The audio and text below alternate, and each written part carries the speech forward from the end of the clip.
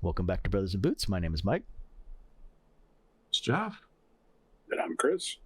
And today we have Chris with us to talk about boot communities. So me and Jeff have talked about the communities that we are a part of and the stuff that we deal with, but we don't go quite as deep. We're more hands-on in the PNW space. Jeff's a little bit more hands-on in the Facebook stuff. I'm a little bit more hands-on in the Discord space, but overall, me and Jeff aren't social creatures. Chris is a little bit more of a social creature, so he's a little deeper in some of the more mainstream and bigger communities that go a lot deeper than me and Jeff's levels of tolerance. And on tolerance, what are you drinking today, Jeff? Birthday bourbon. Old Forester birthday bourbon from 2012. I'd say it's my favorite version, but it's one of the better ones. Recent years have been pretty disappointing, and hard to get. So I'm glad I was able to go deep when I could. I ain't no kidding. I think the last one I had was the 2019.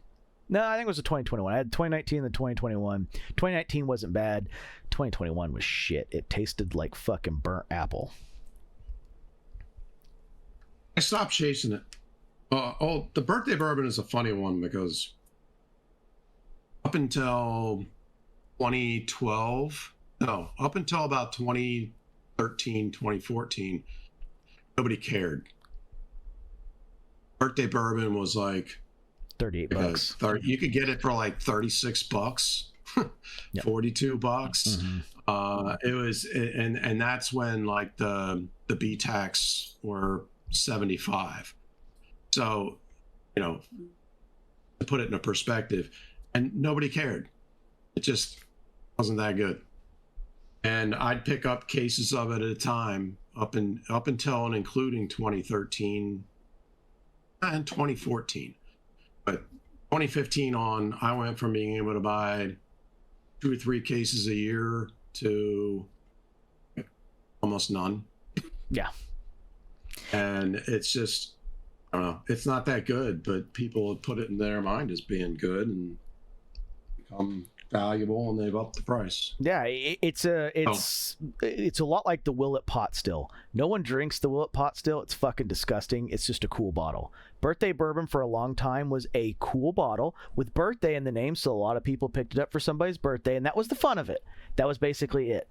Now it's like a fucking presidential release where, like, oh my god, like it's the thing everyone's looking for. But you also hit the nail on the head of, I used to be able to walk into 2014 and there would be 2 George T. Staggs and 2 William Llewellers on the shelf in almost every liquor store. And I think in Kansas the George T. Stagg was like $85 and William was $678 or $80, something around those lines. It wasn't absurdly expensive. If you are out there and you are chasing birthday bourbon, Don't just stop. Go buy a 1920 from Old Forester or a 1910 Old 1924. Chase the 1924. That's way better than a birthday bourbon. If you want to chase They're in something. the same neighborhood. Yep. That's all easier to get.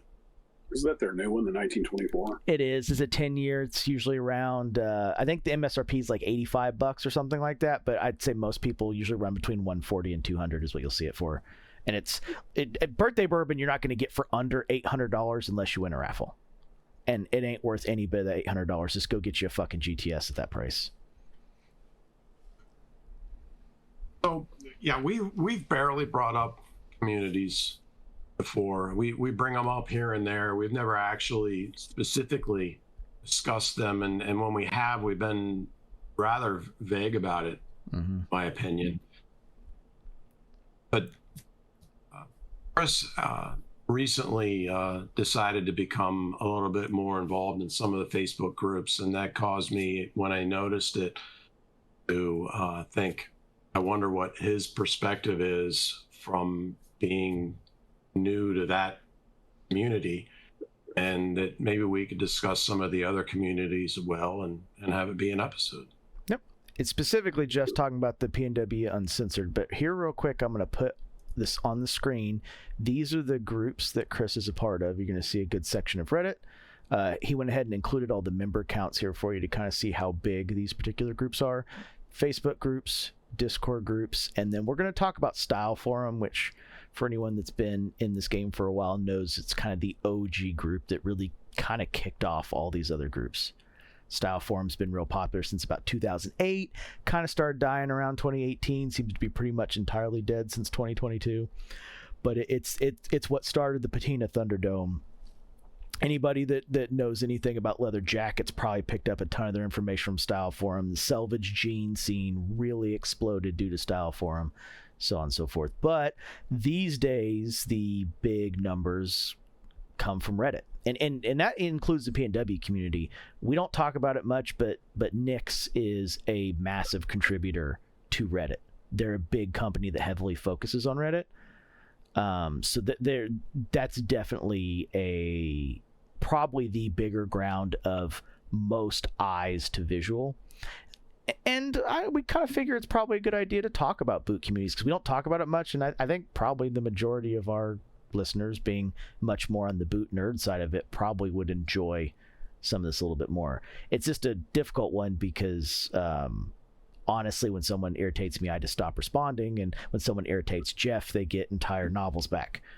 So we're not always the most well liked in these particular circles. You know, and each of them have their strengths and their weaknesses too. You know, the one thing, you know, like you mentioned, the style community is kind of dead. That was kind of the old web forum format. You know, Reddit is probably the second oldest as far as people actually using, you know, the subreddits. I can't remember when Facebook added groups, but, you know, those were not there from the very beginning. So Reddit still has, you know, some pretty big communities. I would say kind of the positives of Reddit is they have been around for a long time. Yeah. The negative with Reddit is because you can use a handle and you don't have to use your like real name, it can be challenging sometimes. Pros and cons to it. Yeah. Sure. Yeah. People tend to feel a little freer about expressing their opinions and not being helpful sometimes. You know, like telling you, no, you're wrong, you're a dumbass, instead of, you know, explaining why something you said might not be accurate. Well, to be fair, the Facebook group. When you've got anonymity. Anonymity. Right. Yeah. When you can be anonymous, you can certainly feel a little bit freer to say what you want and be an asshole. No. And yes. Let's be fair, you know, the whole thing that sparked this idea, which was the PNWU, a lot of people take the uncensored part of the PNWU as I can say whatever the fuck I want here, it's uncensored, when really the idea behind it was, and we'll talk about it, the group was in the page that's there, but PNWU started about 3.5-4 years ago due to a motherfucker named Justin Wolf who just kept banning people who had negative experiences with brands that asked him to delete posts. And so the PNWU was to get away from the PNW enthusiasts, which is the Whites, Nicks, JK, Franks enthusiast group, which is on your list. That's ran by Justin Wolf and a well-known, well-documented scammer in the community. And he... If you're in that group, please fucking leave it. Yes. It's not helpful. I mean, it's you know, and this guy Wolf, I mean, he ran a business called Northern Republic, where if you've been in the community, you probably know at least 20 people that have been scammed just by that guy. But he'd scam you by, I mean, he'd send your your boots in to get a resole, and you just never get them back. And then he'd compound it by doing the actual work and then selling your boots that he stole from you to somebody else. And then half of the time that he sells your boots, he doesn't actually even ship those boots. Yep. He would ship something that weighs about 6 pounds. It's basically shit inside of the box so that it weighs the right amount so that it looks like he sent it. Nobody got their stuff. He did the same thing with a company called the Boot Repair Shop. He's scammed people with different IDs. I mean, he's gone under Gregory Jacob Roz, James Scalagos, Francis LeBoy, Leaf Halvden. Also started a company called Iron Elk, which is the one who got my money. And so, yeah, he scammed the fuck out of it. He scammed Nick's. Yep. He got Nick's to send him like, what, 30 boots to sell his inventory? I think you're close to 50.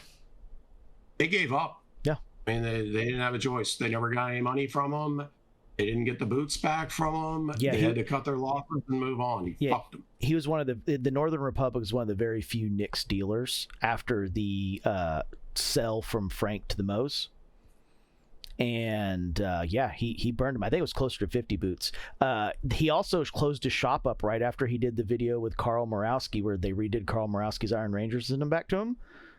But what caused him to close up shop was actually a scam GMTO for Wesco, where he sold, like he had Wesco make him a pair of engineers. He said he was doing like a 25 group order and got a bunch of people to buy in for a model Wesco had no intention to make. It was a single custom boot they made for him. And that's kind of the one that got enough people on his trail that he closed down for. I feel like someone told me recently he fired up another business. So he might be at it again. Wolf might need his own dedicated video, to be entirely honest. He screwed Dr. Souls as well. Mm-hmm. So yeah, I mean, he has screwed people in about every creative way that you can imagine for years. Under more than one name. And underneath many names. And that enthusiast group, really, I think any Facebook group with the word enthusiasts in it is his, pretty sure. And if you're in any of them, just leave. I mean, he's a scammer. And not only does he scammed and screwed a whole lot of people and stolen things from a lot of people, he also takes money as bribes for how he runs those groups. Yeah, deleting negative feedback. JK has paid him a ton of fucking money to remove negative shit from his groups about JK. And they're not the only ones. There's more companies than that have taken advantage of that deal. And sometimes it's not cash, sometimes it's product. Scammers in there. He does not do a good job of who he allows into the groups. So the scammers are in there flourishing beyond him.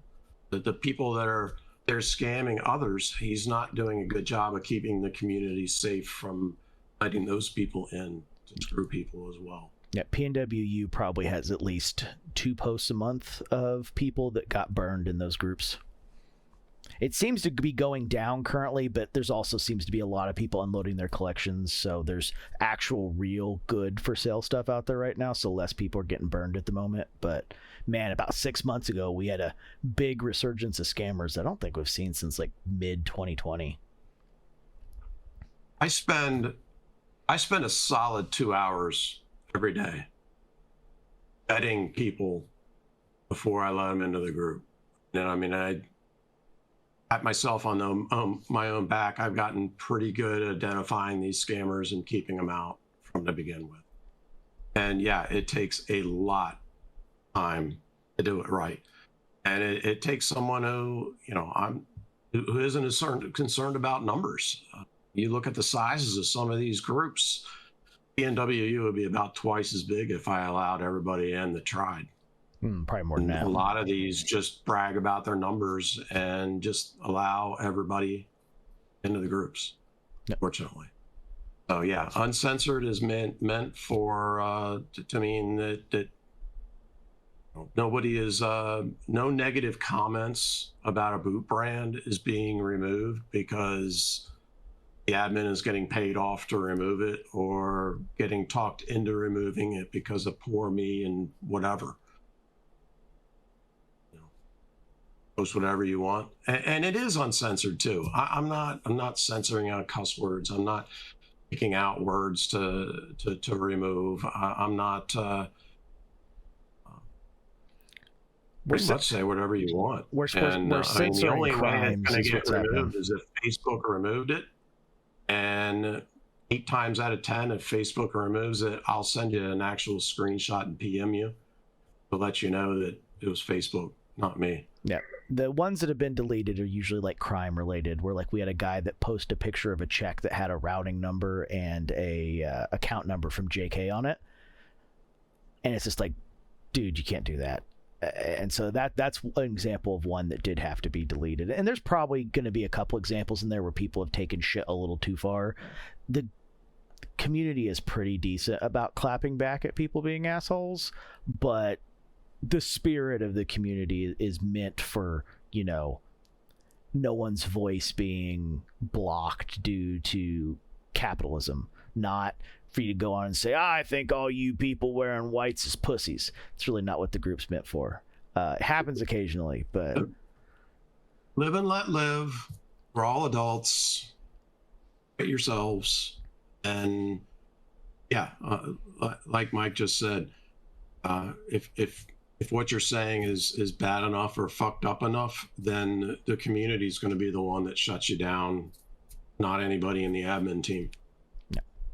They're gonna shut you up on their own, which is the way it should be. Yeah, just don't go doing shit like posting pictures of fucking checks with all the information on them. That's the kind of stuff that's had to get deleted. There's been a couple other examples too of stuff that's happened over the years. These are some very nicely say out of touch characters. That is not the words I want to say. I'm just going to be very nice about. There's been some out of touch characters that have been problematic, but for the most part. Yeah, the one thing I would say across all of these various communities and platforms for newbies, when you join the community, read the rules. Some communities don't have a lot. Some of them are pretty detailed. Read the rules before you post. Goodyear Welt on a subreddit is one of those that I see people posting all the time, certain things that need to go into like a question of the day post, but they just post it to the main thread. It will get deleted. Read the rules. It tells you that. That's a big one too. Like that's probably the biggest of all these at almost 250,000 members. I don't know if those are active or not, but that's going to be one of the biggest ones. No, my posts when I do reviews and stuff, 2 years ago I was getting I think about 120,000 views. Recently it's more been around 80,000 views. So those numbers are going down. The likes are a lot, or the upvotes are a lot less than what they were several years ago. I think my most upvoted post is around 250, 300. And that was pretty rare. That was 2 years ago. When I went back and looked over like a 5 or 8 year period, you had posts that were routinely getting 800 to 900 upvotes. So, that community is kind of slowing down. But what's happened, I noticed on Reddit too, is you have a lot more of these smaller communities that have opened up that are dedicated to a brand, where I believe, and I just joined Reddit a little over 2 years ago. So I think Goodyear Welt was pretty much where almost everybody was at, but it's a little higher end community. It started with dress shoes and then kind of morphed into, boots as well. But the second largest subreddit is just boots. Now that's a little bit more working class, so it's not necessarily Goodyear welted or welted boots. Some of it's cemented. They're talking about, Wolverines, not 1,000 Mile, but just regular Wolverines. Yeah, Wolverines, Caterpillar, Merrill, stuff like that, yeah. Yeah, you don't see so much of the low-end brands. You do see, Docs, and so this is the second point when you're in these communities. Read the rules, and if you have a question, do a search of the community first. That's one thing on boots you'll see at least once a week is somebody posting a picture of their Doc Martens that are a couple months old and they're splitting out. It's like, is this normal? It's like, yeah, do a search. You see this 2 or 3 times a week. And Jeff shaking his head, because he sees the same thing. Anytime you go to these communities and you're active in them, there's somebody that's new that's posting the question that gets posted a couple times a week. And we were joking before, as we were talking before we started this, I've got my own little notes that I have that I typed it up once for one person, and when I see it, the question come up again, I just copy it out of my personal notes, paste it in as a reply, and go on. But a quick search would find my answer 5 or 6 times over in posts. Yeah. It's a funny story about that. A ton of the content on this channel is literally us expanding on those canned responses. Yes, We've answered a ton of that. Like this channel is kind of the detailed version of every canned response that has existed in a boot community, more or less. We really ended up feeling like it was kind of self-advertising, self-promotion, and really haven't ended up doing as we intended. But we really intended to make like a dozen videos so that we could just cut and paste them all day long in Reddit groups and Facebook's groups, so that you weren't repeating yourself anymore. Watch this shit because it's already been discussed so many times. So as for content, you and kind of format, Facebook groups and subreddits are very similar. You know, you're going to get, like I said, Reddit can be a little bit more rough because of the anonymity, but they're both searchable. They're both, posts.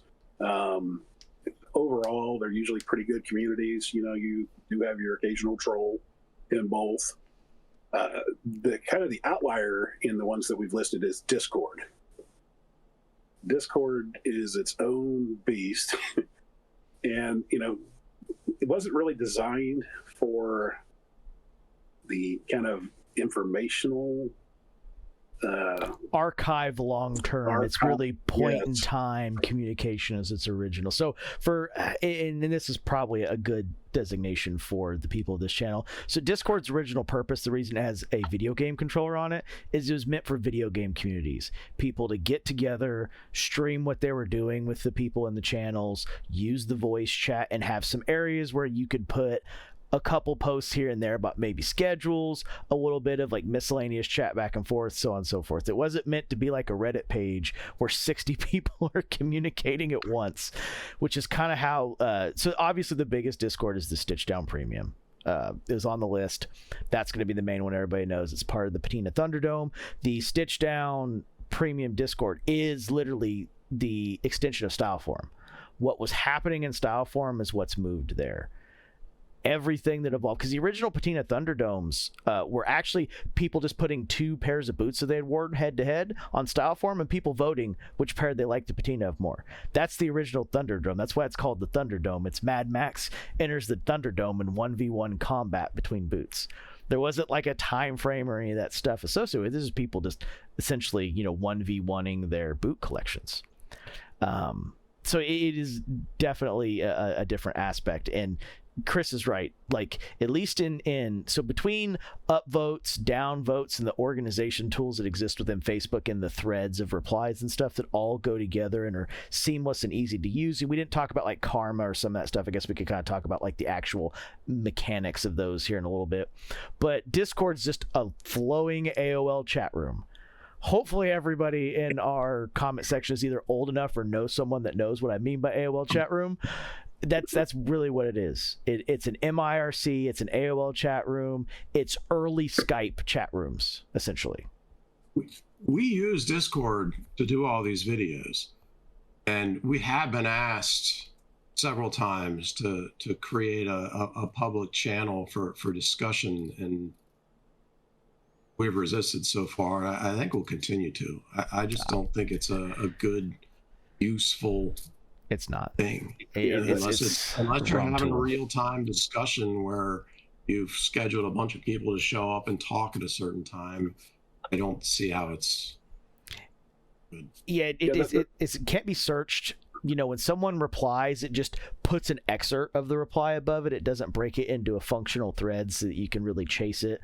You could have 5 people talking at once and it all mixes together. It's definitely a different tool. It's a tool that needs a level of curation. It's like, man, I really need a chisel. Fuck this flathead. I'm taking it to the grinder and making a chisel out of it. That's Discord being used as a boot community in a nutshell. It's because of that constant stream of communication. It does make it very hard to moderate.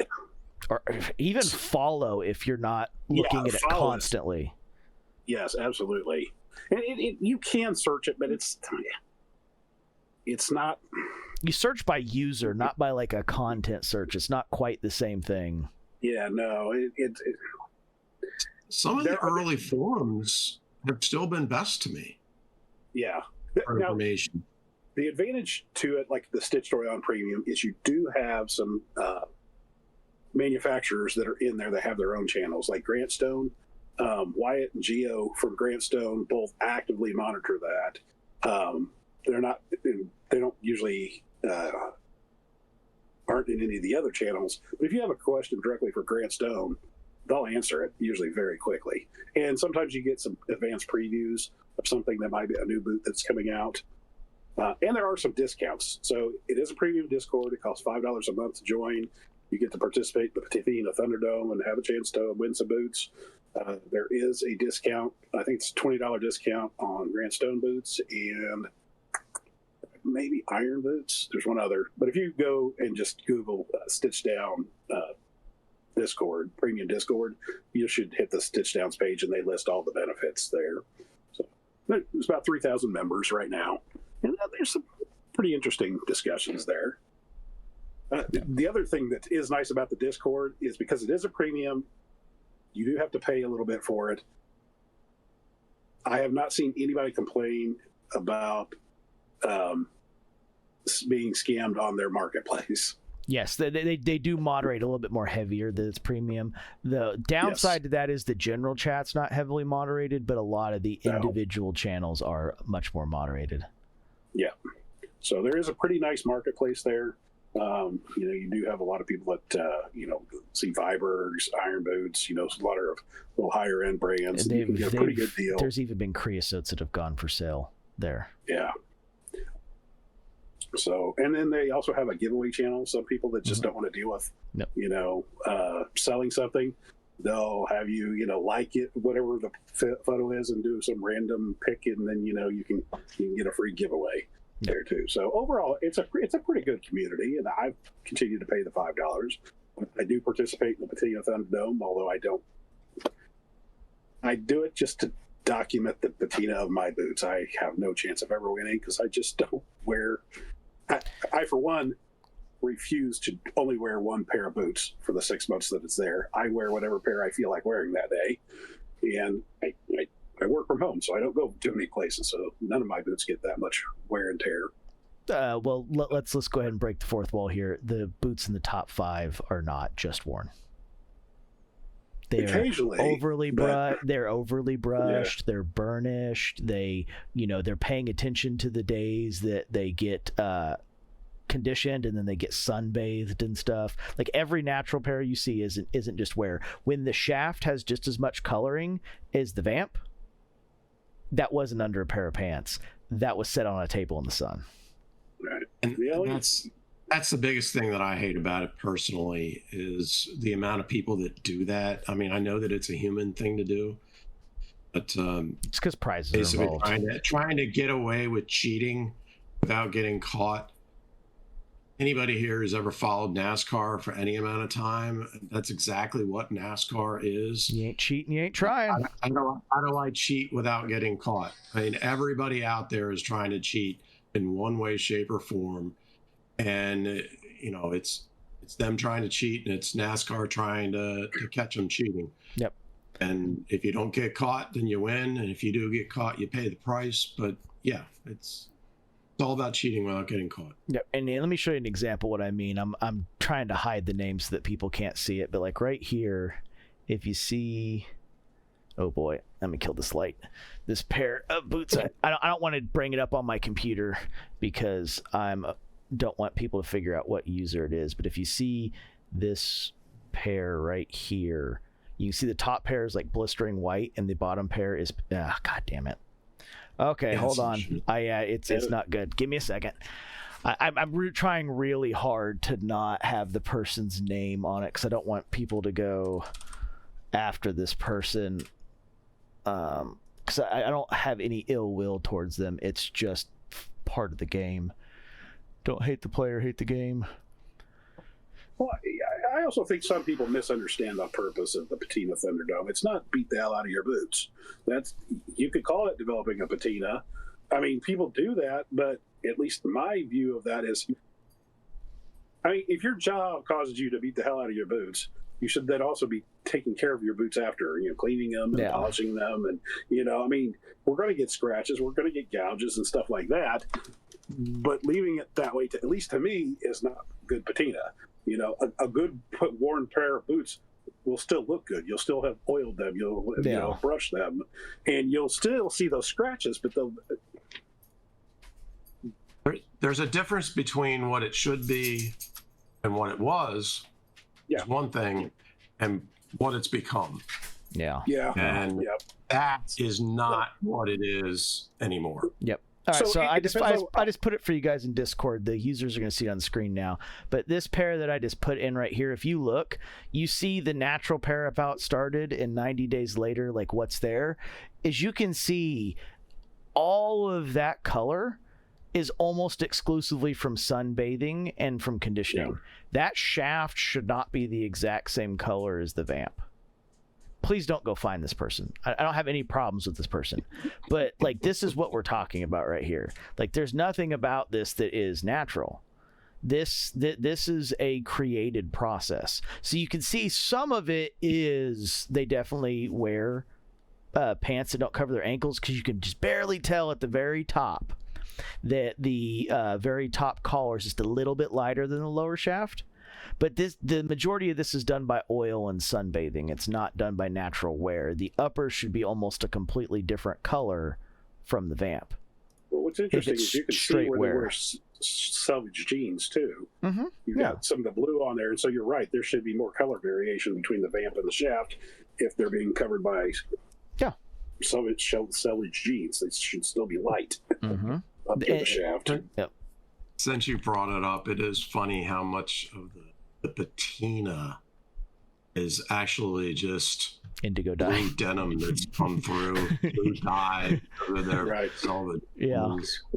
There's a pair that won. It was either last year or the year before that were, I think maybe a pair of Chizos boots that were like a rough out, a real light tan, and they had worn salvage denim over them. It looked really cool.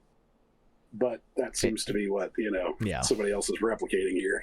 Yeah.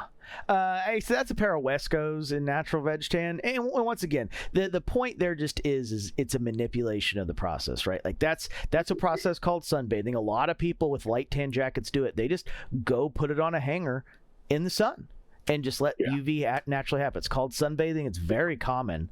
There's lots of different goods that you sunbathe to get specific looks on, but that's exactly it. It's not wearing your boots just to get the patina. It's getting them to look a specific way, which is fine, but it's really not in the spirit of the competition. Like the original Thunderdome was like two dudes that had wore their boots at least X number of hours. One might have been 1,000, one might have been 4,000, and comparing the patina between the two of them. Not like same amount of time, you only wear one pair, blah, blah. That wasn't the original spirit of the competition. Now, prizes are involved, and some of them are kind of big. Like, what was last year's? I think it was like a fucking trip to Japan, wasn't it? Well, it has been the grand prize. You get a pair of White Cloud. Yeah. White Cloud from Japan, along with a 3-day trip there. Yeah, because to do White Cloud and not Jack and Bruce, you have to go in person. Yep. Yes. Yep. But from there, most of them are just winning a pair of boots. Yep. So to me, well, some of them are pretty high. Like I think one of the year's Nick's was like up to $1,500 pair. Yeah, that was like their second prize. But I mean, once you go outside of like that first 2 or 3 spots, they're $300 or $400. Exactly. So it's like, you're just, I don't think it makes sense to like intentionally destroy a pair of boots that if you can't wear that pair of boots after the Thunderdome because you don't like how they look, you're doing something wrong. Yes. Well, and there's a unique rule in the Thunderdome too on that. If the boots have to go in for certain repairs you've wore completely through the bottom, they are disqualified. No, not anymore. You just I know they changed it to where you could get them resold, but they used to have now there's one. Yeah. You can't get vamps fixed. Like rebuilds don't count. But so there used to be a rule that you couldn't wear it through a pair of soles because dudes would, like fucking drive a truck and just put their feet down on the ground and just watch the sole wear away. There's been a couple members in PNWU that it's been questionable in some of their extreme wear. It's like, did you really wear down a V100 or did you take a belt sander to it? Yeah, All I know is And they said in the latest email that I just got was I did see that repairs are or other work acceptable. is Yeah. totally legal on any dome pair. Just have your boots back in hand by the next photo date. So I'd have to read the rules further to see if they've clarified that. I do remember they they got more lax on repairs. Yeah, yeah. And I mean, they've gotten lax on a few other things too. Like I didn't being think we able were going to discuss all of this. And Yeah. this is a subject that Mike and I have decided on several occasions that we wanted to stay far away from. But Well, to me, the whole Thunderdome is a complete problem that I just try to ignore and not think about as much as possible because of what it's become. Now- like we said, it's become a situation of let me try to destroy these boots so I can be popular or so I can win a prize without getting caught. But the other inherent problem is that we actually have sponsors that actually have a say in what actually does well and what doesn't, and what they're not going to allow to win. And so, I mean, there is shit going on in there that's murky. Yes. Yeah. Now, I did want to say, and this is kind of a community. Everything for the Patina Thunderdome is tracked through the Patina Project app. And that was a separate app started that Ben from Stitchdown found and started using to track this. But it is its own standalone thing. So it is a really good app for people that do want to kind of track the patina of their boots and see what it is long term. It's used for the contest, but I've got all my pairs in there, not for the contest, but so I can track my own boot progress. But it's also nice when I go and look and see like a new boot come out with a leather, I go in there and I search and try to find examples of boots that might be a year old or something to see how that leather develops over time, which was the true purpose of the competition. So I do want to separate out the Patina app, and it is... It's also great for finding builds too. Like if you're looking for a specific setup with maybe an option that's not common, someone probably has it on there and you can see what it looks like new and how it looks like in a year, which is super useful for a ton of the more complicated MTO customizations. Yes. And then Ted is adding more functionality to it, so it is going to become more social. You can like posts and stuff like that. He's added a review section. He's added, I think, a jacket section now. Mm-hmm. There is an actual, right now it's just the app, but sometime this next year there will be a website that will have even more content available on it. So that is an in progress community. It's a good one, though. We've sent a lot of people there for pictures or trying to find specific things that are unrelated to the Thunderdome itself. Yes, and you'll see what we're talking about if you search for a certain type of boot or a certain leather. You'll see some of them, a dozen examples, and you'll see people that just wore their boots and take care of them and how they've developed over time, and then other people that, NASCAR teams, baby. We're just going to call it NASCAR teams. NASCAR teams, that's right. Got the NASCAR look. I just naturally hate anything where somebody is tried to turn it into a profit margin and make a living. I just naturally shy away from such things. So I'm not paying a monthly fee so that I can interact with some people. You fuck that shit right up your ass. Right. I'm not doing it. Anybody who's decided that their love of something or passion for something is going to take second, third, or fourth place to show me the money and making a profit, my own personality, I'm always staying away. And that's a good point. The Patina app is free. It's not related to Stitchdown. You can use it without being anything doing with the Stitchdown group. Like, it's a separate app. It's used for the Stitchdown Thunderdome. Anybody can go download it and look at the pictures right now. There's nothing that you have to be in Stitchdown to go get that. No. There is, you can do a subscription to it to get some additional benefits. Like one of them is setting your key photo for like a certain pair of boots. Normally what'll show up in your own kind of boot section is the last picture you took. So if that's not the picture you want to, be the one that everybody sees when they go look at all your boots. You can change that. There's also some competition stuff that is apart from the stitch down patina Thunderdome. And let me explain that, because that part's important. This is a cloud-based app, right? So storage matters. Yes. The reason you pay a monthly fee to be able to do a couple of these customizations is because they have to store it somewhere else, which costs storage space. That's why it has a cost associated with it. Whereas in the free version of the app, they're just taking the last thing that you did. So the paid thing lets you do the photo, lets you take part of some of their specific community stuff. But the biggest thing is it also removes the restriction of the 3 megabytes per picture, so that you could put bigger, higher quality photos in there. Because if a free user, you have it's either 3 or 8 or something restriction. And the patina Thunderdome, they up that limit a little bit for you, since it's part, I'm sure there's something going on there that allows that to happen. But your photos have to be under 3 megs if you're just doing your regular stuff, which usually isn't a problem unless you, like me, and you take your boot pictures in portrait mode. So that means that the subscription money is not going, the money is going to Discord only. It's not going to the people that are running the Correct. I'm sure Ben is probably doing something on the back end with that, but the Discord stuff is specifically for the stitch down thing. It has nothing to do with the patina app. It just, once you link it to your Discord account, it allows you to do the community pieces for the patina Thunderdome. The patina project app is completely separate from Discord. Ben just uses it. Yes. It's a service Ben is using. Yep. But if you and I decided that we wanted to start a Discord channel for BiB and we did not want to make a profit, but we wanted to allow people to post up their pictures of boots, Discord would charge them a fee? No. Patina Project would, if you wanted to do bigger than 3 meg pictures, but anyone can post a Patina Project that you can post in a Discord.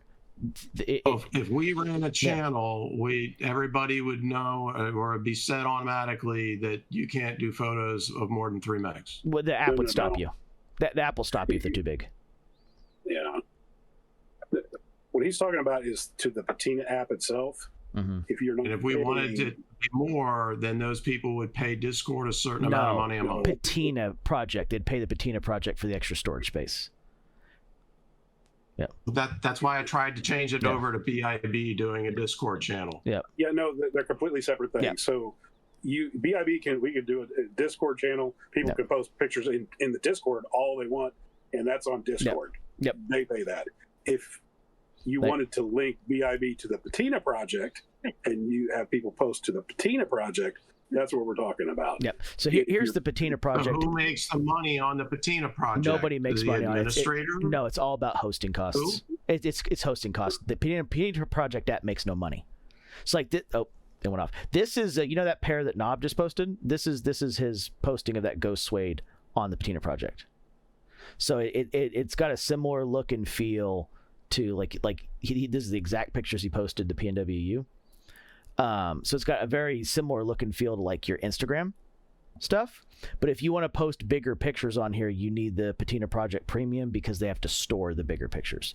For just the regular user that's using it, they're probably actually losing a smidge of money in their cloud costs because it's got to be stored somewhere. Because the majority of users using this are not paying for it. Most of the people using it are just paying their stitch down thing to be part of the Thunderdome. I am sure there's probably some money being transferred between Stitch Down Premium and this app, because a huge amount of the pictures posted in it are for the Patina Thunderdome, and that's a ton of storage space. Like, to give you guys an idea, roughly every gigabyte is 12 cents to store in the cloud with one backup of it. It's usually the most math. If you have more than 50 terabytes, you get some discounts on that, but it gets pretty expensive pretty quick. Like, for the 900 people participating in the Thunderdome with all of their pictures of the 6 that are required with every one, considering most of them are going to be between 2 and 3 megs, you got to do that posting 6 times per pairs of boot. You're probably talking 50 to 75 terabytes of pictures across the entire thing, which means the monthly fee for that's coming close to $200 to $300 that they're paying for that cloud storage to store those pictures. So I'm sure there's some money being transferred there for that, because no one's just going to eat a $200 to $300 bill. And keep in mind that's for each year of the Thunderdome. There's 4 years of Thunderdome, so they're looking close to probably $800 in storage currently. So there has to be some money transferred there. I am sure that Ten's not just eating all of that himself. It looks like Chris is probably trying to do a better calculation of my quick napkin math numbers, but I'm pretty sure it's fairly accurate. I was just looking up a storage service to see where it's at. They've added some stuff to it, so yeah, capability. So that's just the reality, and this is true. So peeling back the curtain a little bit, for anyone that thinks of a website like Facebook, their hosting services are absurdly fucking expensive. They make that money back by selling your information to information brokers and the other different ads that run through the service. And overall, they're eating cost on it. Like Facebook is not breaking even on running Facebook. They're using that as an investment mechanism to bring in new revenue streams, and that's how they write off that loss. Also, they're a giant fucking corporation that can write off losses. Imagine that. Like if me and Jeff were smart, we would have made an LLC for this channel, made a new channel, and wrote off every one of our fucking boot purchases against that LLC. That would have been the smart way of doing it. Here we are. So, and also we probably would have made one for every other hobby we have to write all that shit off too. The fucking magic of capitalism, yay. But that's how a lot of this works. So a lot of websites out there are actually losing investments. Shopify is exactly that. Shopify is trying to make all the hosting money back for all these websites and pictures they host for people, and praying that these people sell stuff, which is why Shopify at a certain point, if you're not selling enough stuff through it, there's a monthly fee you owe them, because someone's got to pay to maintain this fucking shit.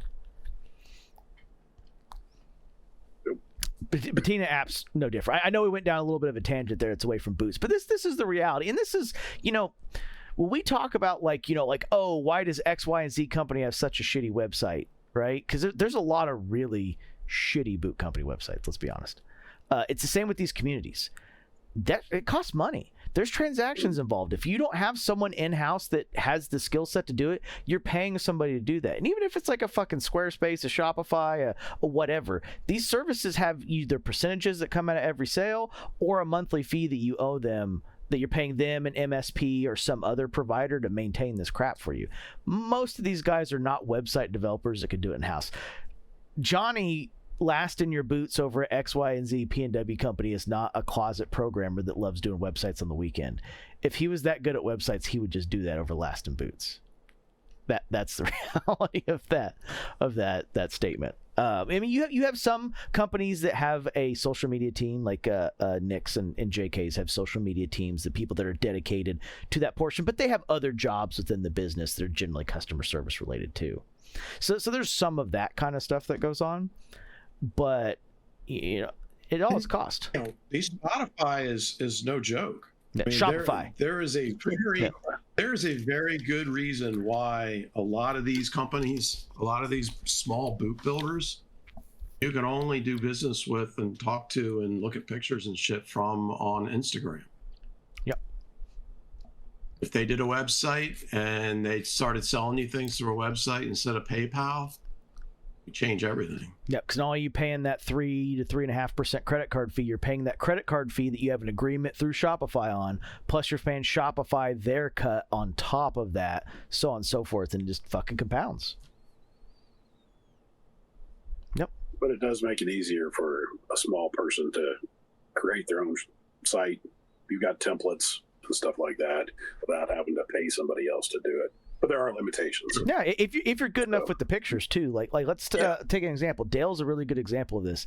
Dale struggles to make all of his pictures the same sizes and work right. Like, you need some photo skills to even get stuff in a Shopify website to show up correctly. Like, and that's time. like that is time away from, your regular full-time job. If you are a full-time boot builder, if you are a full-time boot reseller, whatever your job is, right? Whether you're a fucking Baker's Boots, a Frank's Boots, a Nick's Boots, a Wesco's, or let's take a more weird intermediate like a Grant Stone, right? That's a weird one because they don't build their own boots, but they're involved in the entire distribution process of getting the leather to the facility, getting the boots from this facility to somewhere to store them, to getting them to the customer. It's a combination of distribution, storefront, and content creation. That has a cost associated with it. So every pair of Grant Stones is adjusted for that to be a thing. And these boot communities are no different. You can't just run this stuff for free, right? Like Reddit's a big one that they can, like why does Goodyear Welt stuff work better than the smaller ones? Simple. Because they have way more viewers in it, they get better ad revenue, so Reddit gives them more resources because they're not losing money on that group because people are seeing ads as they're scrolling through it.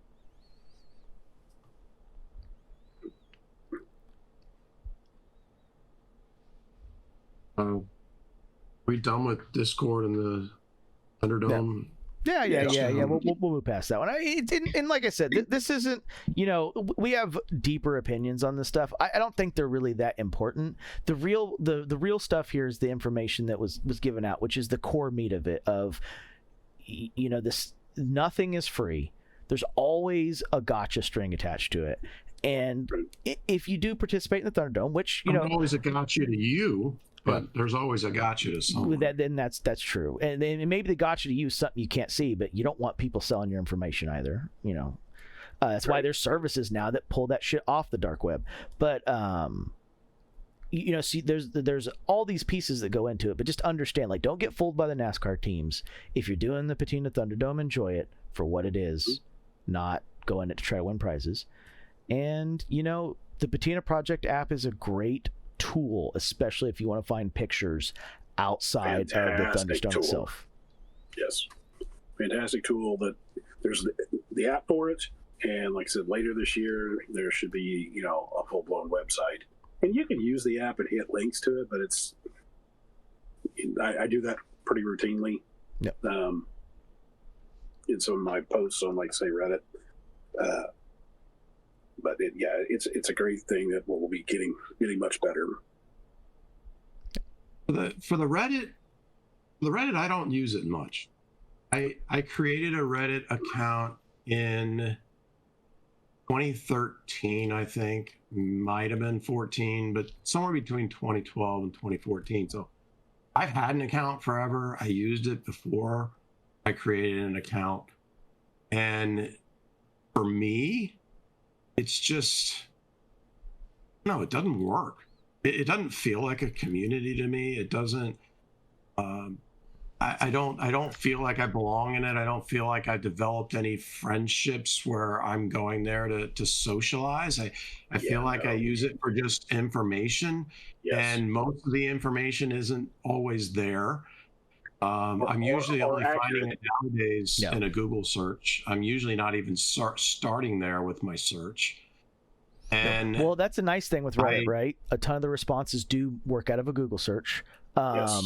But yeah, you're right. Reddit has so you need to understand how karma works, which we're not going to go into that here. There's plenty of guides online. You need to understand how karma works, which is how comments make it higher up to the top for what you see. How comments are sorted, how they're featured. It's based on trophies, it's based on karma, it's based on upvotes. The threads themselves work in specific ways, but you guys hit the nail on the head. There's two things I can think of that would be talked about on this channel that people go to regularly for Reddit: pictures and a quick write-up of a review on boots. And you see it a ton with our bourbon in a write-up on whatever X fucking release of single barrel special edition, blah, blah, blah, 2024, this, that, or the other, right? Obscure bourbons, Reddit's a great place to go quickly, especially if you recognize a couple of the better names of people that do tastings and stuff, to get, like, what did this person rate it at? What did they give the nose? What did they give the palate? What did they give the finish? So on and so forth. But yes, once you get past that and you get to the comments, it fucking sucks. I opened it up for bourbon, and I joined local and national bourbon groups. And for the local ones, it was a community for a little while. You did make friends.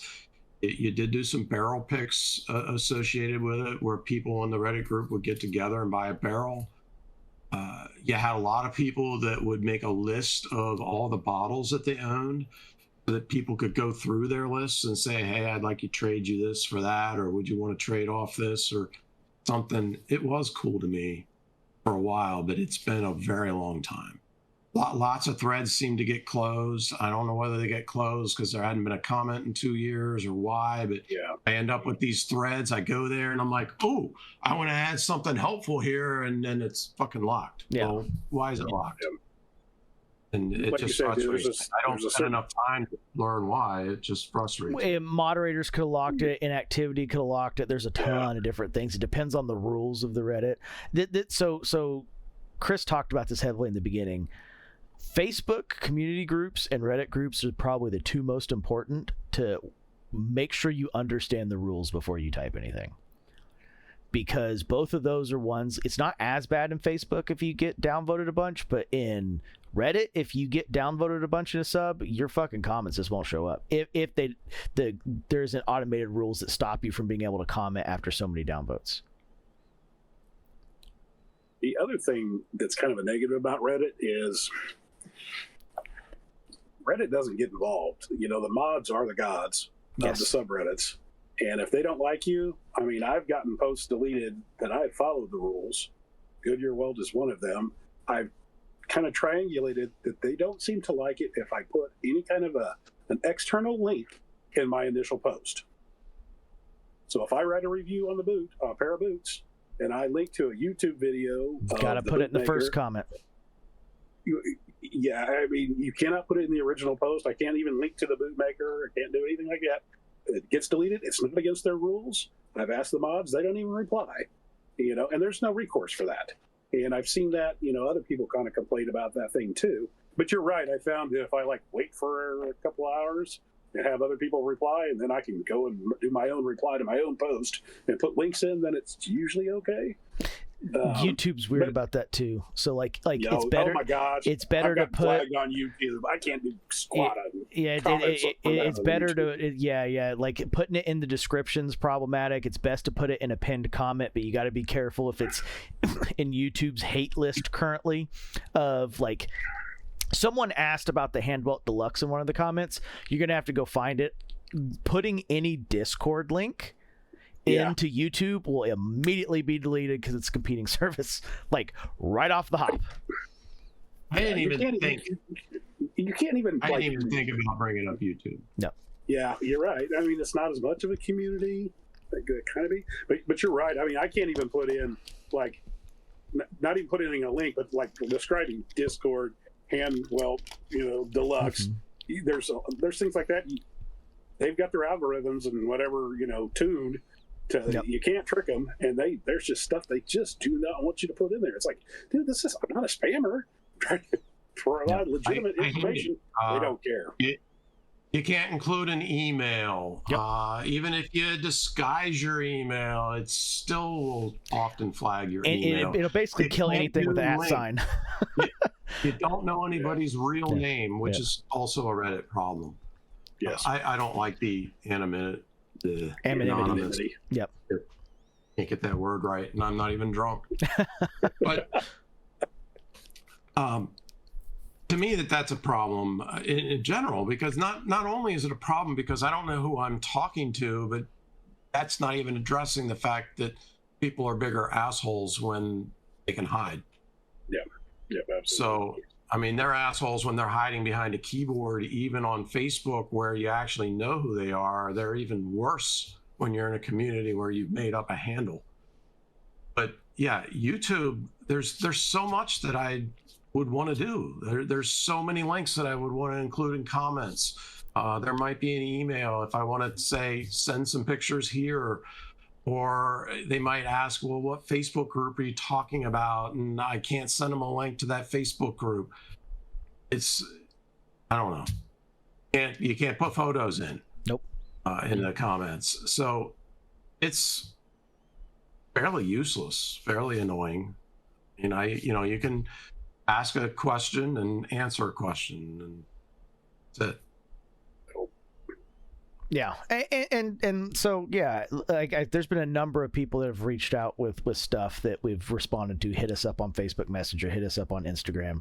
This because it's much easier for us to get you links to stuff that way. Because quite simply, there's just a lot of stuff we can't do in YouTube comments. If it's a Facebook, direct competitor. Discord, direct competitor.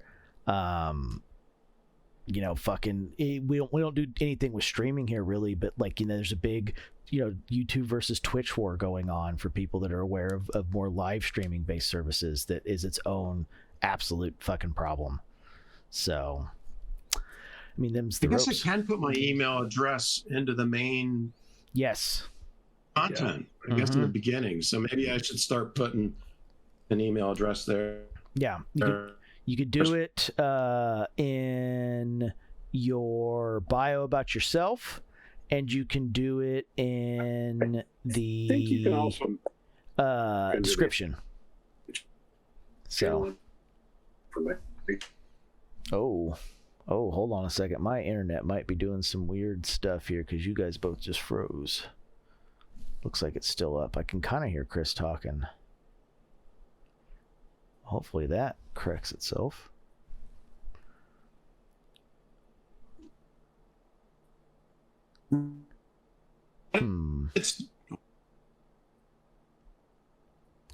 Hold on one second, guys. We are having a little bit of technical difficulties here. It looks to be on my end. While I'm figuring this out, one thing I will say is, you know, we've talked about a lot of the negatives of these. There's a lot of positives in these groups, and a lot of ways you can work around fixing these positives comes down to the realities that exist within, you know, vetting the group out, trying to see what works, and just trying at it a little bit. As you try and go through this stuff, you'll find that there are groups that do add some value, even though they do add headache.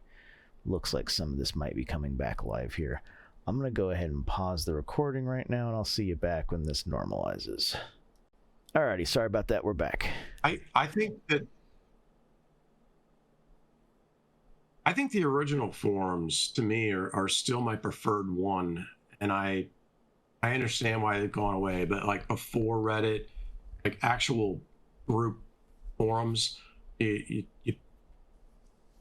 it worked for me because you had the subject matters and you could always keep on drawing from those subject matters, and everything, nothing got canceled, nothing got killed, nothing got paused or whatever, like Reddit does, where they close down commenting. And I mean, I could go to a thread that was 10 years old and I could add to the thread, and the community was there, and they would see that there was a comment in that thread and they'd come back to it. And I used it for Harleys. I used it for Bourbon, like straightbourbon.com. HD forums were the two big ones that I use a lot. And it just seemed like everything was more usable, and you didn't have everything repeating so much. And you didn't have all the laziness of people saying, oh, well, I didn't want to do a search, or the search didn't come up with it. And you do it all over again. Facebook's like Alzheimer's. Yeah, in Reddit's the exact same shit. Yeah, and that might be a cultural mindset that's changed, because, you know, like even the old forums had like the archived section where they would take it off like the front page to make the page more searchable, but it didn't lock the thread, right? It just put it in a different section so that the server didn't have to present as many, you know, top 10 pages or whatever algorithm they use. Some used just a top 50, some used a 10 per page and 10 pages, some used 10 per page. Like every forum had the ability to adjust this, but they had their, you know, kind of hit list, whether it was top upvoted or chronological or whatever organization method they used to set their forum up, right? You know, yeah, I think though Jeff, you know, kind of hit the nail on the head though, that, you know, Reddit, it's an informational place. We call it a community, but you don't get a community feel unless it's a very curated Reddit group. Yeah, and some of that's a cultural mindset too. Yeah, but I mean, obviously the smaller the subreddit, you're going to get more community just because you're talking to the same, half dozen people. I think one of the smaller. Well, let's use a good example of that. I'm a mod on the casual subreddit, but we've got, I think, a little over 200 members on that. But there's only about 12 or 15 that are actually usually active. Yeah. That post and reply, and so you do get kind of a sense of community because it's the same people, small group that you're talking to. But like on Goodyear Welch, when you've got almost 300,000 It's members, 250-ish, yeah. Yeah, exactly. Even though there's not that many active anymore, you're still not seeing. You see some of the same names, but you're not. They're just answering questions like you are. You're not chatting back and forth. There's no relationship building or anything like that. Where it seems Facebook, there's a little bit more of that. I think part of it is because you don't use a handle. I mean, I've seen some good-natured ball busting on Facebook, and like you said, occasionally things can get a little out of hand, but it doesn't seem to be quite the vitriol I've seen on Reddit. Well, and some of it's too, there are Facebook terms of services outside the group that you have to follow. So there is like an overarching methodology that still has to exist, and that doesn't exist in Reddit. The other thing is, and Jeff didn't say this, but it's a huge part of it. He talked about that specific Bourbon Reddit, right? The local ones where you could do picks and stuff. A lot of those got snuffed out by people fucking playing the secondary in there and people getting tired of that shit. That is a huge part of what killed a ton of these Reddit communities when it came to a lot of this stuff. There's a lot of brands that they had secondary stuff. Anything that's like even slightly scarce that you could flip easy, Reddit just kind of became a cesspool from really 2016 to probably 2022 when a lot of the interest in those secondaries started dying off. Like, we talk about Bourbon, but let me tell you one that was a fucking massive cesspool was our watches. Oh, dear God. During the Swiss watch boom from 2019 to 2022, any Reddit associated with watches was fucking cancer. Yes, that is when I stopped. Trading stopped being where it was at. Selling started being... Trading was fine.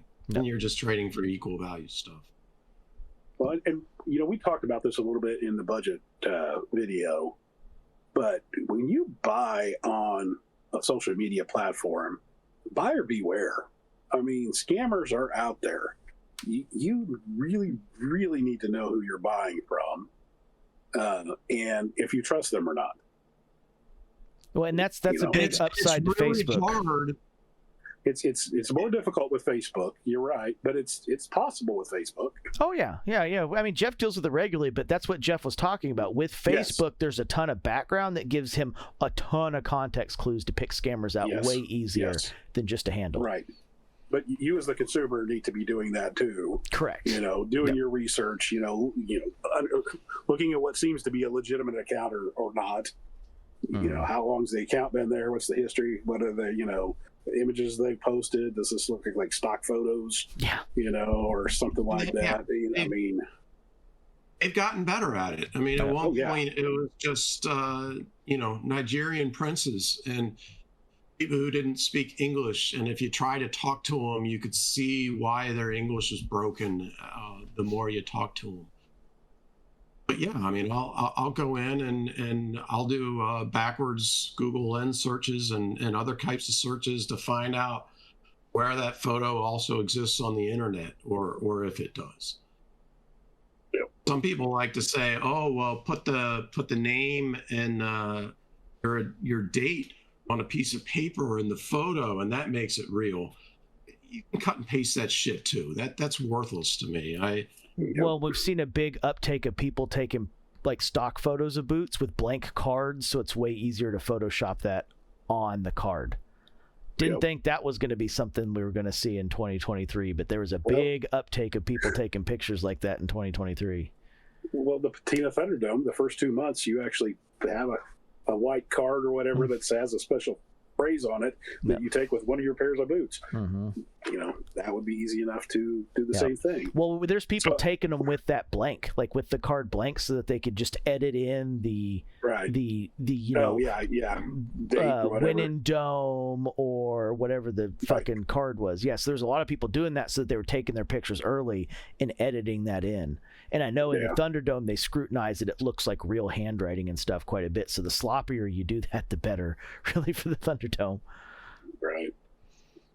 Some of this it's probably better that we not discuss in case the scammers are listening, so that we can let them know what our cues are so that they can better themselves. But That's a good point too. I have. I was going to say the biggest thing that is always proven true: if it sounds too good and looks too good to be true, it probably is. Yep. No, nobody gives them discounted boots for their birthday, or because their kids are having they're having a baby or anything like that. No. I have a huge checklist that I go through, and it's not a checklist that I've ever shared with anybody. Although I guess if an admin that I knew to be legit wanted to discuss it with me, I'd share those things. But I got a pretty good crap detector, and I work very hard to make sure that these people don't get a place to eat everybody. Yep. So I mentioned it when the video was going weird. We think Discord servers kind of went down for a quick second there because everyone's internet was fine. It was just the video and the call that went wonky. There are positives to these groups. We talked a lot about the negatives. The reason we're not mentioning a lot of the positives is the positives are obvious. Like, yes. we don't need to tell you how to figure out if your burger tasted fucking delicious. You have taste buds that tell that for you. On Facebook and on Reddit, there is a lot of great information there. There are a lot of very knowledgeable people. Use the search, but if you can't find it, or need, more details, there's a lot of helpful people out there to answer your questions. And the Discord really is probably the best trying to become part of a small community, because of the nature of Discord, and it is very interactive. It's a downside for trying to learn something or looking up information, but it is a great way to get plugged into a community. If you're willing to be plugged into the community, and plugged in is the right word. Like we're not joking. Like, you can't just look at Discord twice a day and keep up with what's going on. No. There is no fucking way.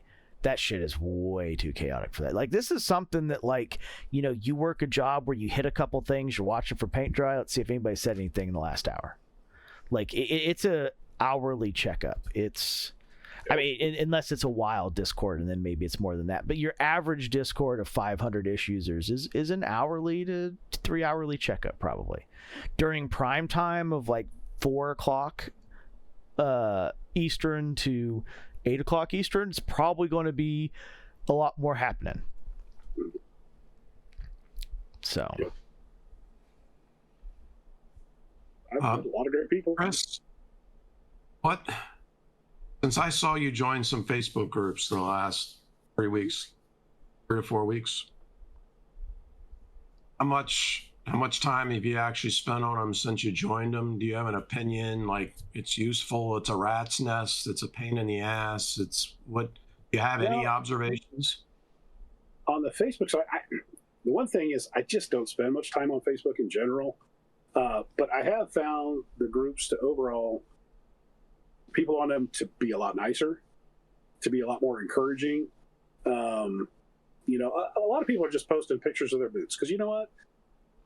Most of the people in our lives don't give a crap about our boots and don't want to hear us talk about them. And that's why we seek our communities. People that are like-minded, that appreciate, a nice pair. And so it's great for sharing that.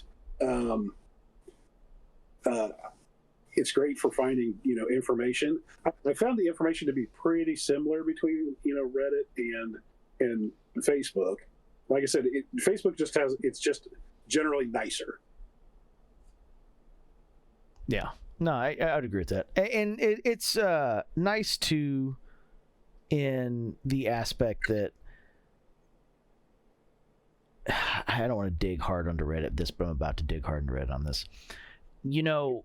Boots are a lot like bourbon. Most of you guys, if you're into bourbon, you probably know people around you that are into bourbon, but they're not generally into high-end bourbon. The kind of person like, I'd never spend more than $60 on a bottle, but they have a ton of very valued opinions on stuff under $60, right?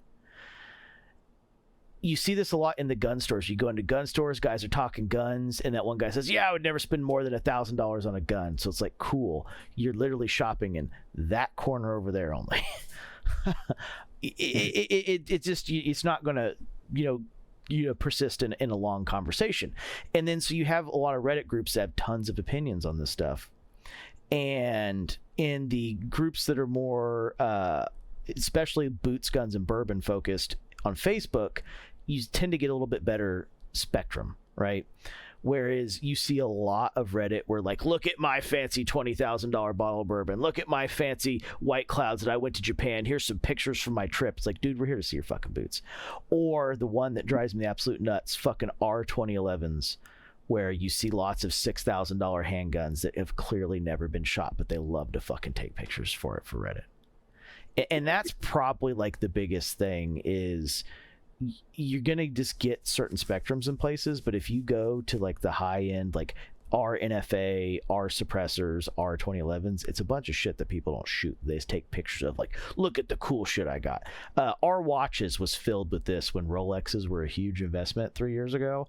Oh man, boy did they love to send pictures of their fucking not worn Rolex that's still in the box and tell you how much money it's made in the last 6 months.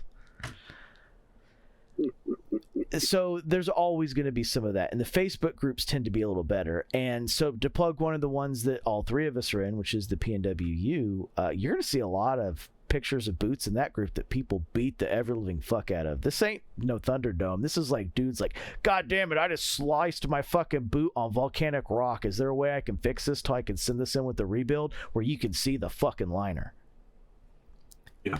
So it is all kinds. It definitely is all kinds. I mean, you get the dirtiest workers and the dirtiest jobs posting up the most fucked up boots, but then you also get the guys that did something cool and keep them nice and put in a bunch of cool options together, and you get everybody in the middle as well.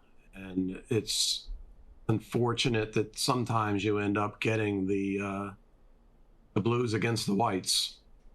Yeah, that's the thing that happens regularly. A couple of the guys have started to make it as a fun thing to troll a little bit, which hopefully that dies, especially after our video on the blues versus the whites. But I mean, that being said, there also is a cool reality in these groups that, like, you do get Knob is a great example, where he has cool shit that fucking most people wouldn't wear and they think's atrocious, and then the next picture he's showing you him stepping off a fucking excavator in a pair that, like, literally looks like he took 80 grit sandpaper to it, but he works in a fucking rock quarry. So, well, you know, I'm on Team Gray, so yeah, they don't. There is no grays in that community. I mean, there's plenty of people that fall under grays in that community, but it is definitely white, blue. Because you got guys that work in their boots. Like I said, Knob's a good example. Everett's another interesting example where he's got pairs that he fucks up, and he's got pairs that, you know, he's trying to keep nice. Wears for nice. Yeah. And there's a lot of that going on. I would say at least half of the group is probably dudes that work a job that is maybe a little bit of office time, maybe a little bit of in-field time, which would definitely fall under the grays. So I think a lot of people would consider themselves blues in that case, but it really is, you know, grays. So those of you that don't know, I've coined the term gray collar worker for people, you know, like Mike and I, that for the most part are kind of like office workers, but occasionally have to go in a data center, or, you know, Mike goes in high-end data centers. I occasionally do, but I'm also in customers' data closets, which, you know, can be literally a fucking broom closet with a window. Yeah, exactly. Crawling around on the floor, you know. So if there is a floor, half the time you're crawling under cables that are just fucking hanging. Yes, exactly. So while that's not the bulk of my job, there are times that you know, you don't wear a pair of nice boots and nice clothes to doing that kind of thing. You're wearing anything, work clothes like anybody else that has a blue collar job, and no. So hence the gray collar. I guess I'm gonna have to ask Chris this question in another month or two and see if his answer changes. And he said 3 times in this video that he doesn't spend much time on Facebook. Oh, Mike here doesn't either. I mean, Mike doesn't even have a fucking profile photo. Nope. And Mike's Facebook account literally only exists for boots. Yep. So this is a guy, he does not use Facebook. There is no social shit on his fucking wall. He's not hanging out with friends or family. His Facebook account is literally for boots. He doesn't hang out there, but he still finds a lot of time in the boot groups because he's developed relationships there, and because it's a passion of his. So I guess we'll see if you end up hanging out in Facebook groups. Yeah. But one of the things that I've noticed is if you go on Reddit, if you look at my karma, I have far more post karma than I do comment karma. But what I found is the things that I post usually on Reddit, which are like, new boots and, reviews and stuff, somebody's already beat me to the punch on a lot of the Facebook groups. So I'm kind of like the guy that's doing it on Reddit, but there's, already other people that are doing it on Facebook. So it's like, I'm not going to steal their thunder. I was only doing it because nobody else was doing it on Reddit. Facebook is Alzheimer's. Yep. I mean, if somebody posted it today, wait a day or two, and it'll be brand new, and you can have your day. Okay. Yeah. No, Reddit people give you crap about that. So yes, and Facebook's not curated in that same way. And the funny thing is, I'm the exact opposite. I'm the dude that mostly answers in comments. I don't post much, and the answer's simple. Like Jeff knows this, and we maybe have talked about this in the video. I'm not sure. I made my Facebook account because I got tired of people seeing all of the cool shit I had going through Frank's that I couldn't see because I didn't have a Facebook group, and that's the only place that they posted it was on the Frank's Boot community. So like half the people had seen like the cool hides that I had sent in like halfway done before I had seen it. I'd only see it when the boot was complete. And I'd ask Junior, and he'd be like, "Oh yeah, we posted on Facebook multiple times." It's like, "Aren't you on there?" I was like, "No, I don't have fucking Facebook." Yeah, I mean, I've been on Facebook for a long time. I just quit using it just because of how much data mining Facebook was doing. Oh so, yeah, I mean, I've got still a ton of friends and family and stuff that I keep track of on there. But it's more one of those, if they post something interesting, then I text them directly. Yeah. Oh, hey, I didn't know, that's once again, I use it just for boots. Yep. I mean, I use my Facebook as a real thing, but still 90% of my time is spent in groups. Yeah. I mean, I'll post the occasional family photo. I'll like on some family members' posts. I'll engage with a friend who posted up something, I don't know what related. But so I am involved in Facebook, but like I said, 90% of it is in groups. Yeah. Food groups, bourbon groups, knife groups. I mean, you name it, groups. I'm in all sorts of different kinds of groups, but that is like 90% of my time. I've developed relationships there. You'll get somebody that'll, you make an interesting post, and sometimes instead of just commenting in the thread, the person might actually strike up a messenger conversation with you. And I mean, that person might be someone you end up talking with every day and having a real virtual relationship with. Yep. So, I mean, Mike and I wouldn't be talking if we hadn't started talking through Facebook and Messenger. And we wouldn't have BiB. Yep. I only post boot stuff, and I probably have 6 to 10 people who message me on a regular basis related to boots through Messenger. Like not even counting like Jeff and our super secret What Happens Here group, which was the original inspiration behind BiB, which was talking about this shit in the industry that couldn't be posted publicly. But like Tony was on the channel. That's a Facebook Messenger one. Everett was the same way. Our buddy Art, the exact same thing. He's out in LA. And I mean, there's 7 or 8 more that I didn't mention here that are all just people that, that I interact with at Alex is another good one. Shout out to Scott. Yep. I mean, there's a lot of people that I've met and carried on friendships, relationships. Will's another one. I talk to Will every single day. Knob's a similar one. Mike and Knob I started, Mike and I started chatting through Instagram. Yep. After you did the Dale's video. Mm-hmm. Yep. I've got a buddy, Adam, that's out in LA that him and I became buddies through Discord. Yep. Your Rocky Mountain Style or Discord. Yep. That brings up a good point. I am kind of shocked they don't have some kind of group system in Instagram since Meta owns it. One would think, like the Messenger, like the DM portion of it works perfectly fine. Yep. But beyond that, fucking post pictures, dog. Fuck your community. Yeah. Right. Yeah, and I guess we've mentioned Instagram several times here, but we haven't actually specifically discussed Instagram here yet, so I'll do it now. Instagram is, it's pictures. If you want to post a whole bunch of pictures, that's what it is. And to me, I mean, it's not only my thing. I used Instagram all the time with bourbon for a while. I would post up pictures of various bottles of bourbon or people that I was drinking bourbon with. And I think I ended up with like 100 bourbon photos, and I get a whole bunch of likes on it and everything else. But to me, it was all about yay me and patting myself on the back and giving myself some dopamine because people liked a photo I posted up. The comments were virtually useless. Not virtually, they are. Yeah. And to be fair, if I was a business, it's great. It's great for a small business. Yes. It's great. Yep. Fantastic for that. Yep. Like, why did I start my Instagram that Chris could find me through? Because Facebook is a pain in the ass to always upload photos through on the phone app. It doesn't always want to load them through. There's a lot of work with it. It's way faster for me to post an Instagram link. Like, literally the entire reason those that have found my Instagram at see my start to finish boot collection for pictures was getting pictures to people in the Frank's Boot community of what leather looked like before the patina app was really kicking off. That's what kicked that page off, start to finish. Was literally that. It was also because you were trying to find new boot makers and get in touch with new boot makers and to buy boots from those boot makers. Yep. Yeah, I was doing that before I posted. You do bring up a good point, especially your smaller makers. You know, using a platform like Instagram to communicate with them has been fantastic. Yep. And you know, it's one of the reasons I like the small boot makers, because you can.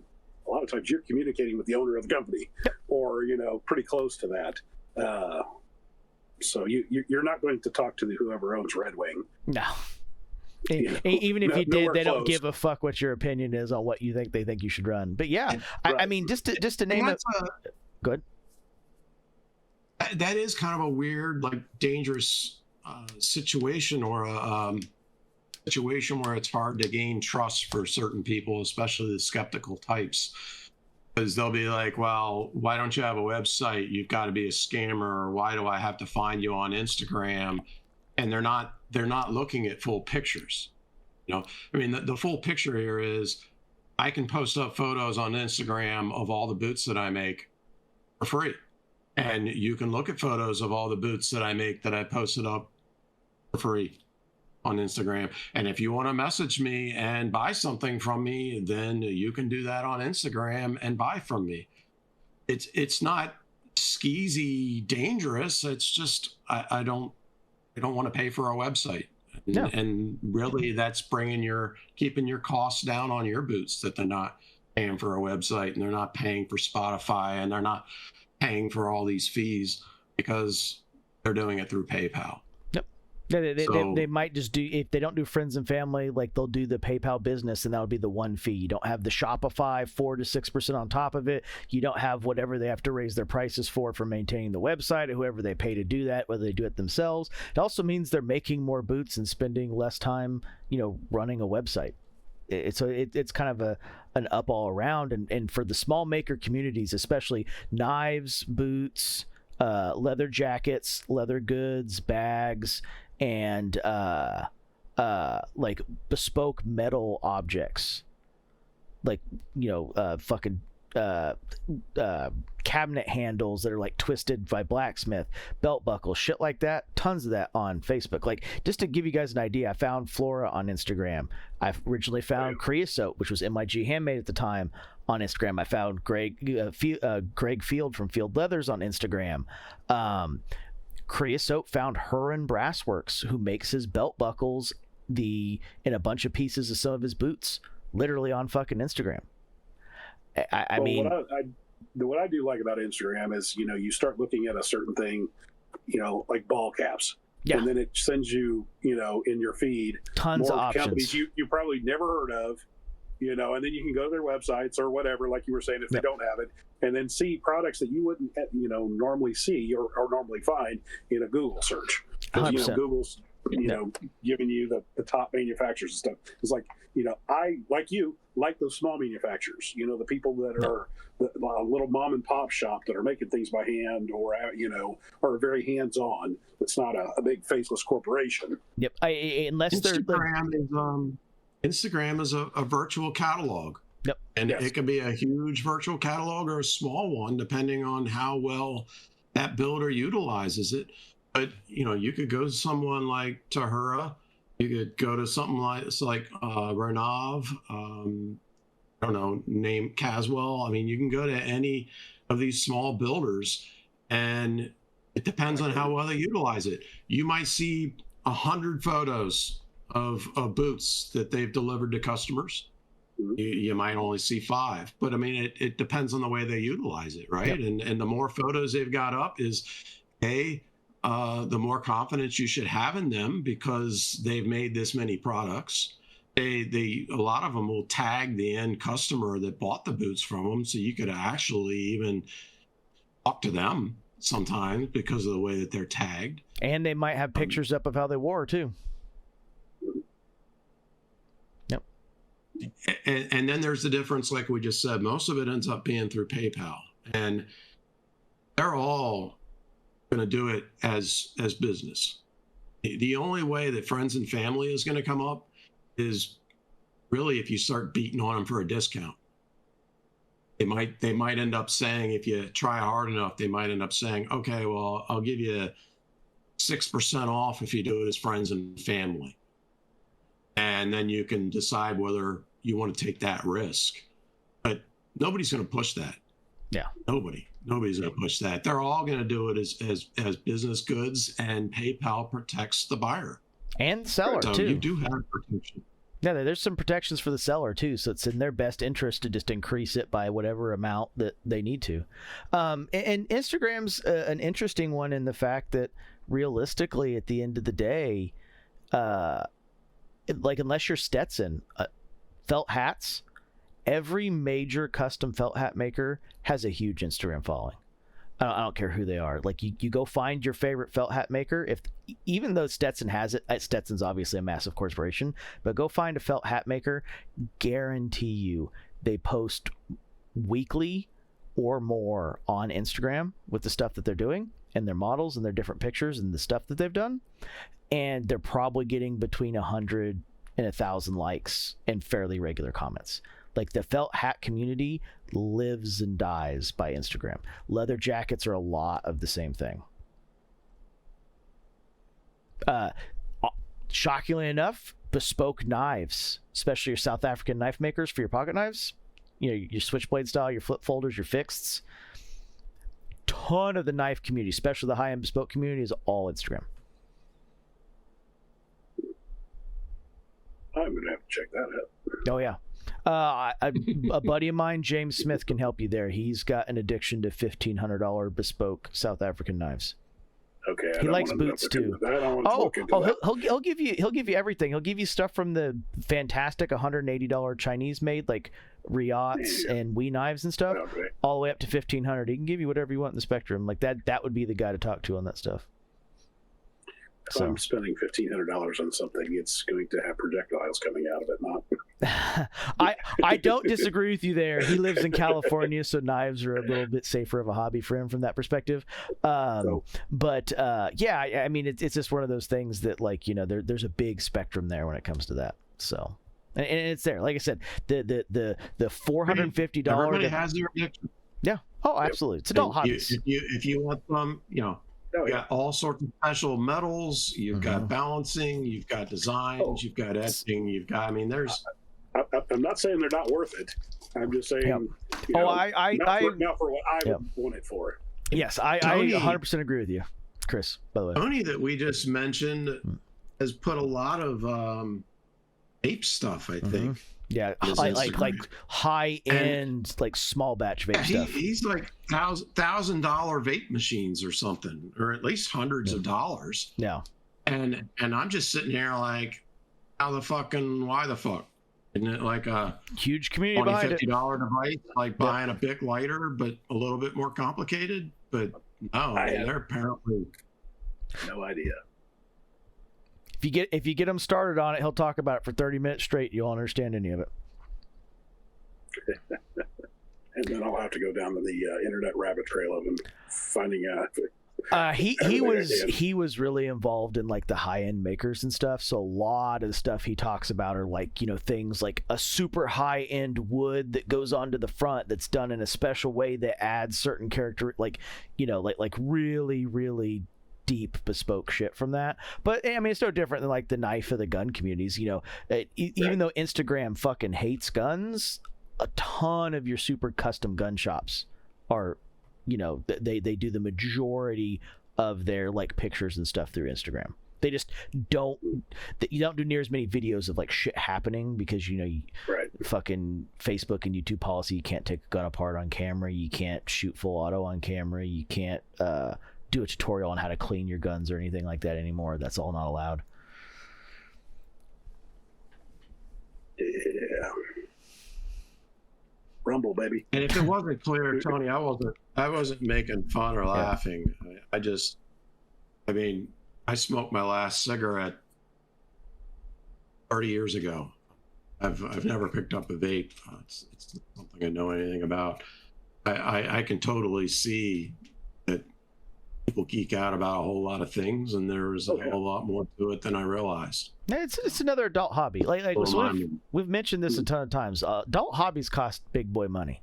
There's no adult hobby that you just spend $80 a month on unless you're fucking collecting stamps. Which I don't think that's really an actual adult hobby. I think that's fucking some weird thing people just told each other they did back in the 50s while snorting cocaine. But anyway, the point really is, there's a dollar bill reference in there I'll avoid making, but the point is most adult hobbies cost money, right? Like, what do most young guys start with? Fucking cars. And then I've seen people go from cars to like fucking taking apart and repairing Swiss automatic watches, to trying to make their own knives, to trying to make their own boots. Like, adult hobbies cost money. Like, I can't think of too many adult hobbies that don't probably cost you $600 a month in the grand scheme of things. Like, maybe they don't happen every single month, but if you divide out the whole year of purchases, you're probably somewhere in that spectrum, right? And maybe it's not just boots. Maybe it's just like men's fashion in general. I know fashion's kind of a hated word. I mean it in terms of looking stylish and buying quality shit, not in like fast fashion, which is the negative word of fashion. But like, No, when you're buying, like you said, quality jeans, quality pants, $200 to $500. Yeah. If you're buying full price retail. Yep. And so, you divide that up over the year. I mean, some people aim for sales. There's a ton of shit that goes into it, obviously. We start talking about leather jackets, that'll be one that blows the budget real fast, right? But it's one of those things that all adult hobbies cost money, and every adult hobby has an audience. Whether it's a vape, whether it's a knife, whether it's a gun, whether it's boots, which is why everybody's here, whether it's leather jackets, felt hats. Fuck, I guarantee there's some motherfucker out there that like collects bespoke, handmade, like hand knitted scarves and like fucking the thing that Fred wears from Scooby-Doo, the apricot.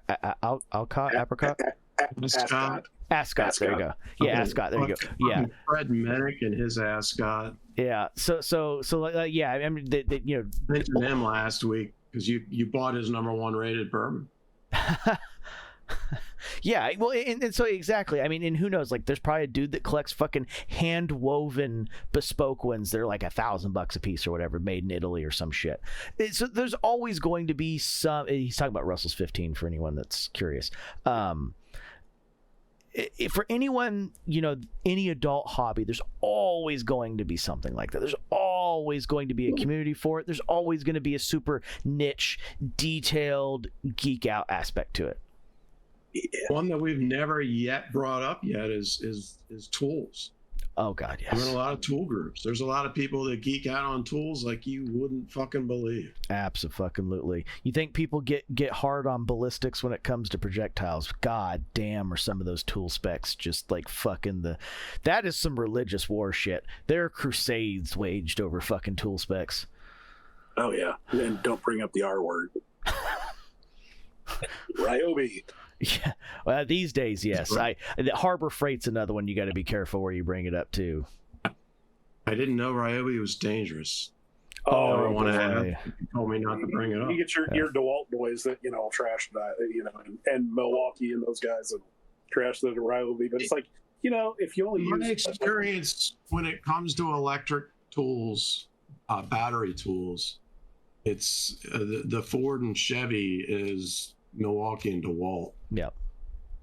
Ryobi doesn't seem to register with anybody, maybe unless they're trying to be extra cheap. They are. They register with it. They're the Kia. Bosch comes up once in a while, and they don't get enough respect. I was gonna say Ryobi are for the people like me that only use a tool a couple times a year. Yeah. And it's for a hobbyist. I hang a picture every so often or something like that. It's it's not a working tool. Yeah. But you have people that are like me that only use a tool once or twice a year that do buy DeWalt because it'll last them forever and end up paying. Let's make some amazing stuff. Oh, DeWalt makes great stuff. DeWalt versus Milwaukee not only is a Ford Chevy, but it's also a little bit of whether you deal with metal or wood. Yeah, very profession driven based on what you need from their lineup. Me and Jeff had this conversation off camera quite a bit because if you're carpentry, you're definitely going to be in the DeWalt camp. Yeah. If you're anything not carpentry, especially HVAC, plumbing, electrician, you're 100% going to be in the Milwaukee camp. And it's just because their battery lineup just suits those industries significantly better. Like, it's not even fucking close. And I do both. So I am both. For my batteries, it's Milwaukee. But for my corded stuff, which is usually what my woodworking is, a lot of DeWalt. Especially their fucking that fucking 574 planer. I have it. I need to put a Shelix head in it. God, that's the best planer you can buy without going to a big boy planer. It's not even fucking close. Same with the DWS 779 compound miter is beautiful. Yep. There is a Bosch equivalent that's a little bit better, but it's like fucking twice the price. Flex has a 12-inch compound miter that is battery powered, where you can plug the battery into the wall if you want and run it as a corded device. Yep. So it's like best of both worlds, and I might be about to buy one. No. That's not a comment. I mean, it's a useful one though, because once again, this is the same thing, right? Because for people who go deep into their hobbies and don't just go buy the first fucking thing on the shelf, you're probably not just doing this for boots, realistically. I would be willing to bet more than a penny, and I'm not a betting man. If it's not a for sure win, I don't bet. I would be willing to put $10 up per viewer that they most likely go as in depth, especially if they watch our content about boots, they go just as in depth with at least two of their other hobbies as they do with boots. Not only watch this content, but are still watching this video. Yeah.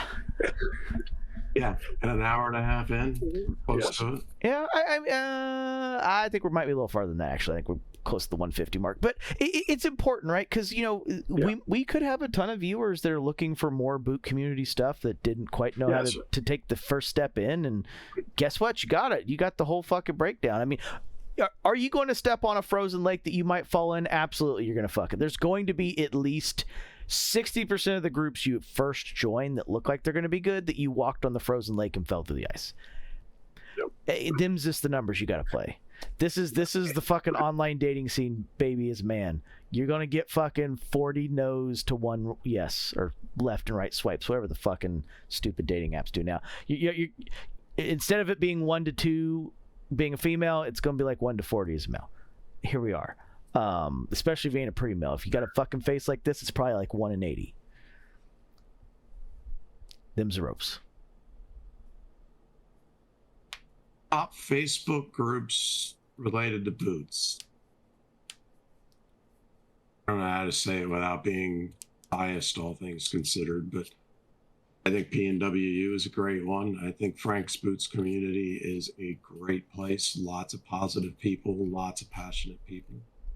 Rugged is one, but Rugged is a little bit of everything. So yeah, it's a little bit more workwear focused. your Highline boots. You're gonna get your mid-level Thorogoods and Red Wings. You're gonna get your selvage jeans and your fancy hats and your expensive leather coats and your canvas coats and how to take care of them and renew them. Watches. So I mean that kind of covers all the bases there. Yep. You're also going to see a little bit more boots related to stuff like cobblers. There's a couple good cobbler groups for people that, you know, look for local people that can repair stuff. One cobbler that is very talkative in a lot of these groups, including PNWU, is Wyatt and Dad. Actual Wyatt of Wyatt and Dad does talk. His name's Tony. Talks quite a bit. Wyatt himself hangs out. Yep. Kudos to him. Yep. He's also very responsive. At least he has been to me on Instagram.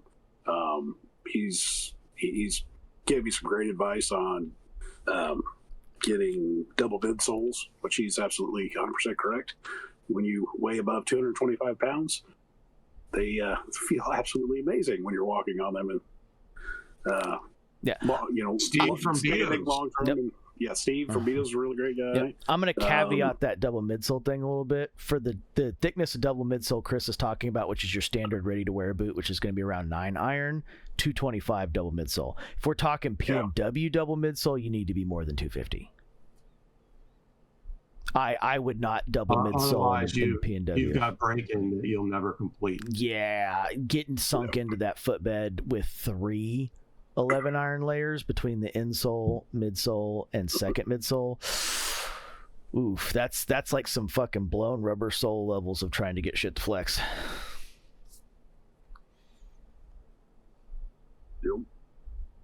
So, but yes, Steve from Betos is very actually he's active in a lot of the groups.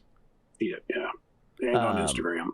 Yeah, he's active on Instagram. He's active in a lot of the Facebook groups. He's said stuff in Frank's boot community. He said stuff in the PNWU. He's been in the enthusiast groups, and I think he's been active in rugged workwear at times too, the rugged group.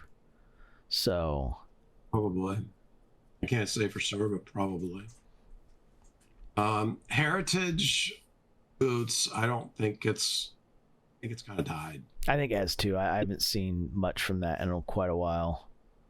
BOC kind of the same thing. So yeah, PNWU and Nick's has a good community. One thing I will say is, you know, when you're new to a community, kind of maybe lurk a little bit, feel the community, and make sure you're posting the appropriate posts for that community. Yes. Yeah. You know, you probably don't want to go into PNWU and start talking about how great your Thursday boots are. I mean, if you're a troll, you absolutely want to. You know, I mean, if you're legitimately serious about that and that's all you own, that's great. That's just probably not your target audience. It is not your target audience. It's going to feel the same way you do about them. Yeah, you're going to get shit on there for Thursdays. That's the thing. Which is funny enough, I forgot about this. There's also some YouTubers that are fairly active in a lot of these groups, including Carl Morawski and that other cobbler guy. I can't remember his name. Which one? Pablo DeMar? Yes, there you go. DeMar Shoe Repair. Yeah. Yep. Yeah, Carl hangs out in PNWU.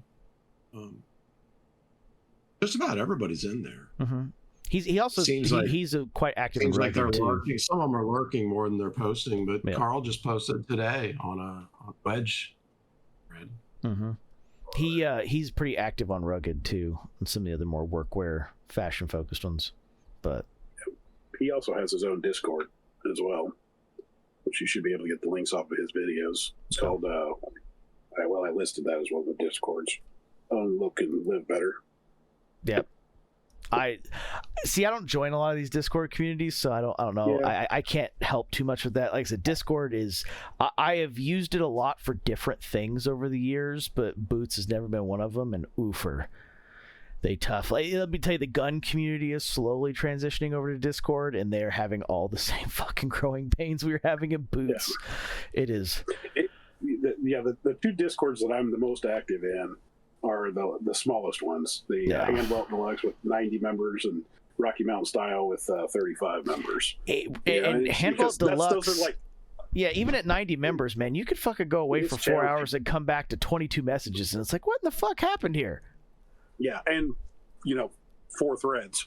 And those 22. Yeah, well, and I will say this: the Handwell Deluxe is an interesting one because it's those 90 people. Like 65 of them are pretty fucking active of those 90 people. Yep. So they do post a lot of our videos there. It seems like every week we get a yeah, Lex is good about doing it. Mm-hmm. Get at least a couple questions each week. But yeah, so I mean, picking your community, like I said, it's a pick your own poison game. You're walking on a frozen lake, you're gonna fall through a couple times. The biggest thing is, fucking pull the bootstraps up, dry yourself off, and keep walking. Eventually, you'll find a solid piece of ice. Or leg Tex, not Lex. Yeah, Tex is his name. Yeah. Tex. Yep. Thick skin can be important. It definitely helps. Yeah, especially on Reddit. I wouldn't even. I would pick one of the other. I would. I was just saying, if you're a thin skin at all, do not go to Reddit. Yeah. Do not. Yeah, I think offended, you get upset. Do not do Reddit. Yeah, I would. Yeah, I would take a shot at disc. If you have a limited amount of thick skin, aim for Discord and Facebook, hands down. Yes, you're gonna waste all your thick skin and some more. You might think your skin's as thick as a rhino, but you just had an accident on a Harley at 80 miles an hour. We're gonna see how quick all that skin wears off. And people will pile on too if they sense weakness. Oh yeah. And if you are really weak, Facebook does allow you to just block somebody. I mean, if there's somebody who you don't want to see anything from and you think has nothing to offer, you literally just block them and they cease to exist. Yep.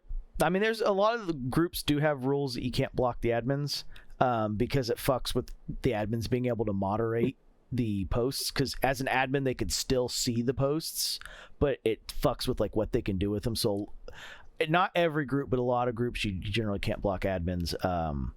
But yeah, I mean, there's that is a funny note for anybody still listening who's curious. Yeah, if you block me, I can still fucking see your ass. Yeah, so don't think you're hiding from me. Yeah, it just fucks with how he can interact with the post. I do have that rule, and I will block your ass. Yep. And it's not just the PNWU. There's other ones that are that way. And a lot of the groups are that way. And like I said, it comes down to a common courtesy thing of they can't interact with the post in the same way, even though they can still see it. And if you're just a regular user and someone blocks, you can't see the post, interact with it at all.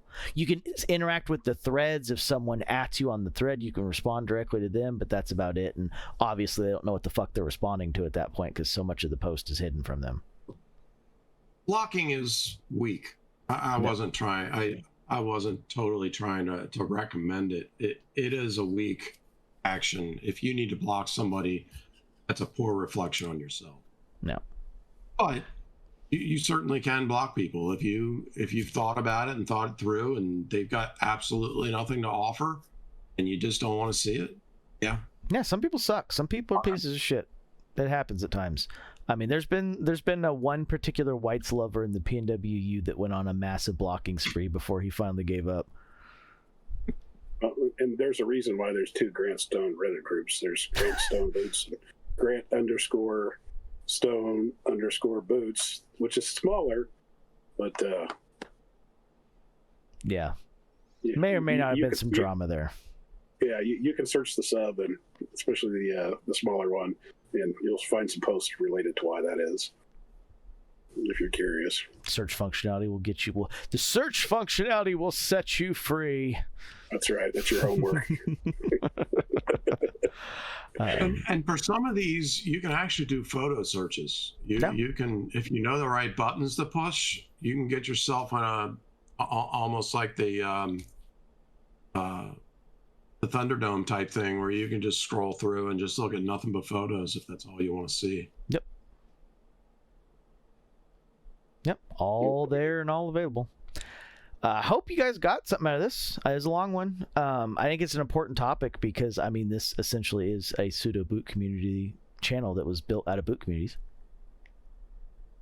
So, like fuck. I think I made 4 pours this episode. It's a record, so this has got to be a long one. Yeah. Unfortunately, I forgot to say like, comment, subscribe in the beginning, but better late than never. Like, comment, subscribe. I don't know what comments people would have on this particular video. We'll see. I'm not really sure. I'm sure there'll be something, but what I'm expecting, I have no idea. So normally I'd give you a couple suggestions about like things you might want to ask. I have no clue. So whatever happens down there happens down there. Now, one thing I'll say is on almost all social media platforms, I'm Chris of the W. So if you want to reach out, Instagram, Reddit, Discord. I think that's it. Yeah, I don't use most social media. Most of it's michael.r.smith13, or if it's not, it's good luck finding me as Michael Smith on Facebook. That's a fucking fool's errand. Good luck. I have no profile picture, so that might help a little bit. Go to PNW Unlimited and search the member list. I don't even know if that's a good idea either, honestly. I haven't looked yet to see. And unless we change the order of it, which we've done before, this episode will be number 53 to air. Okay. 52 weeks in a year. So this episode, if it stays in this order, will be the first one of the new of our yearly cycle. Year, but our year, our anniversary. We'll see. Is it? Yeah, you're right. Cause yeah. Socks is 52. Yeah, okay. My numbers might be wrong. I think well, you'll see. Pretty sure Socks is 52 and this is 53. Yeah. Like I said, unless we change it. I mean, always possible. Anybody who hasn't noticed, we have never actually said the episode number verbally on purpose in an episode. Yep, there's a purpose for it behind it. Sometimes stuff is popped up. Definitely change the order of shit more than once. Yeah, and something pops up, something new comes out, like the White's Harley boot was a good example of that. Some we've kind of swapped the order around because there was relevant stuff in the news related to it, so it's happened more than once. Or we've just yanked an episode because we felt like it was shit. That hasn't happened now. That's happened like 3 times. So. Hey. But, alrighty. See you all in the next one. Launch